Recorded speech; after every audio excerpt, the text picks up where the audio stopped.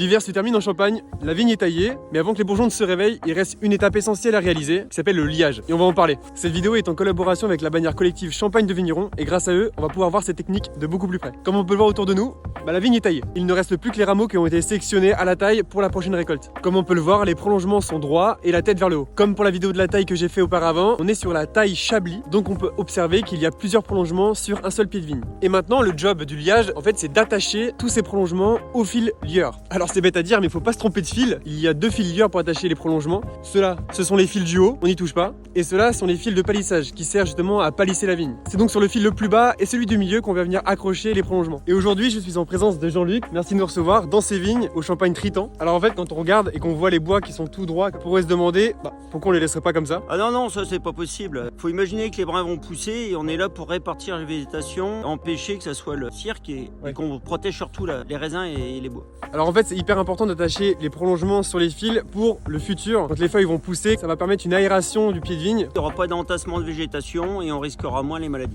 Est-ce qu'il y a d'autres problèmes si on le fait pas? On n'est pas à l'abri d'avoir des orages. Quand il y a de l'orage, il y a des vents violents et les vents violents peuvent casser les brins qui sont mal conduits. Alors du coup, pour accrocher ces prolongements, qu'est-ce qu'on utilise? Couramment utilisé maintenant, c'est de la ficelle avec une petite armature métallique. On utilise une petite pince avec un crochet, avec une petite vis sans fin et surtout de quoi couper la ficelle à la fin. Je vois que t'as deux pinces, ça sent le défi ça. Ouais. Un petit défi de 30 secondes, celui qui lit le plus de brins. Je l'ai vu faire à la tâche, je crois que je vais perdre. Si vous voulez voir le défi, je vous invite à aller voir la vidéo qui est disponible sur les réseaux sociaux de Champagne de Vigneron. Merci Jean-Luc de m'avoir accueilli ici. Merci d'être venu jusqu'à nous. Un grand plaisir de partager un petit bout de notre métier. Mais en tout cas, merci à la bannière collective Champagne de Vigneron de nous avoir fait vivre ce moment aussi. Et moi je vous dis à bientôt pour de nouvelles vidéos en Champagne.